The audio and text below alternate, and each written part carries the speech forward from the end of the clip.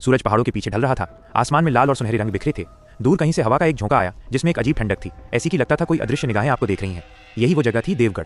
और वहां खड़ा था राघव, 32 साल का एक फोटोग्राफर और एडवेंचर ट्रैवलर। राघव को पहाड़ों और रहस्यमय जगहों की तस्वीरें लेने का बहुत शौक था। गांव वालों ने उसे एक जगह के बारे में बताया, काल गुफा, एक ऐसी जगह जहां कोई भी गया फिर कभी वापस नहीं लौटा। लोग कहते थे वहां संतों की आत्माएं रहती हैं जिन्हें सदियों पहले जिंदा दफना दिया गया था। राघव ने हंसते हुए कहा, भूत प्रेत जैसी बातें सिर्फ कहानियों में होती हैं। गांव के एक बूढ़े आदमी ने उसका हाथ पकड़ लिया और धीमे से बोला, बेटा, गुफाएं सिर्फ पत्थर नहीं संभालती, वे यादें भी संभालती हैं, उन्हें मत जगाना। लेकिन राघव नहीं माना। अध्याय 2, गुफा का मुहाना। अगली सुबह राघव अपना कैमरा और टॉर्च लेकर निकल पड़ा। घंटों चलने के बाद उसे गुफा का मुहाना दिखा। काले पत्थरों से बनी एक विशाल दरार, जैसे किसी दैत्य का खुला मुंह। वो टॉर्च जलाकर अंदर गया। अंदर का माहौल ठंडा और भारी था। पानी की बूंदें टपक रही थीं। दीवारों पर नमी के बीच कुछ उभरे हुए चेहरे बने थे, जैसे कोई पत्थर में चीखें दर्ज हों। राघव ने कुछ तस्वीरें ली। कैमरे की फ्लैश में वे चेहरे जिंदा लगने लगे। वो खुद को समझाता रहा, ये सब सिर्फ नमी और छाया का खेल है। पर तभी उसे पीछे से किसी के चलने की आवाज आई। वह पलटा, कोई नहीं था। अध्याय 3, पहला फुसफुसाना। कौन है वहां? उसने जोर से कहा।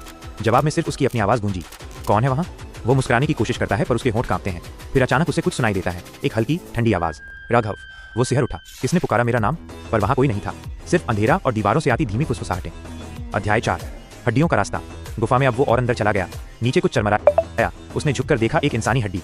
वह घबरा गया, लेकिन फिर भी आगे बढ़ता रहा। टॉर्च की रोशनी अचानक टिमटिमाई और दीवार पर एक चमकता हुआ हाथ का निशान उभर आया, जैसे किसी ने अंदर से दीवार को छुआ हो। राघव ने पीछे मुड़कर देखा। गुफा का रास्ता गायब हो चुका था। वो अब फंस चुका था। अध्याय 5, साया। अंधेरा अब और गहरा हो गया था। वो टॉर्च लेकर आगे बढ़ा ही था कि अचानक कुछ उसके सिर के ऊपर से गुजरा, एक लंबा साया, बिना सिर का दीवार पर रेंगता हुआ। राघव ने डर से टॉर्च ऊपर की, साया अब छत पर था, मानो जिंदा हो। वो कांपते हुए बोला, तुम कौन हो? और तभी एक आवाज आई, तू क्यों आया हमारी नींद तोड़ने? टॉर्च गिर गई, रोशनी बुझ गई। अब सिर्फ उसकी हाँफने की आवाज थी और चारों ओर फुसफुसाहटें। अध्याय 6, आत्माओं का कुआं। राघव लड़खड़ाते हुए आगे बढ़ा और एक विशाल गुफा में पहुंचा। बीच में एक गहरा काला गड्ढा था जिसमें से नीली रोशनी निकल रही थी। वह झांककर देखने लगा। नीचे से सफेद सफेद हाथ ऊपर की ओर बढ़ रहे थे, धीरे धीरे, जैसे किसी को पकड़ना चाहते हों। हे भगवान, उसने बुदबुदाया और पीछे हटने लगा।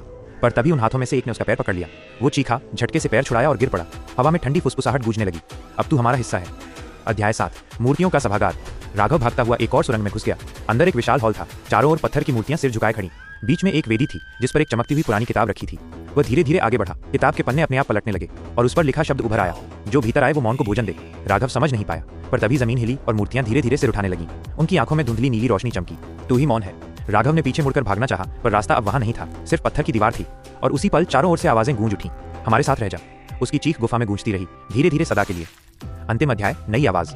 कई हफ्तों बाद गांव वालों को राघव का टेंट और कैमरा मिला गुफा के बाहर। कैमरे की आखिरी तस्वीर में बस धुंधले चेहरे दिखे और एक साफ मानव हाथ जो अंदर की दीवार से चिपका हुआ था। गांव का वही बूढ़ा व्यक्ति आग के पास बैठा बोला, एक और गया और अब कभी लौटेगा नहीं। रात के सन्नाटे में गुफा की गहराई से एक नई फुसफुसाहट आई, मदद करो, मैं फंस गया हूँ। वो आवाज किसी और की नहीं, राघव की थी। समाप्त।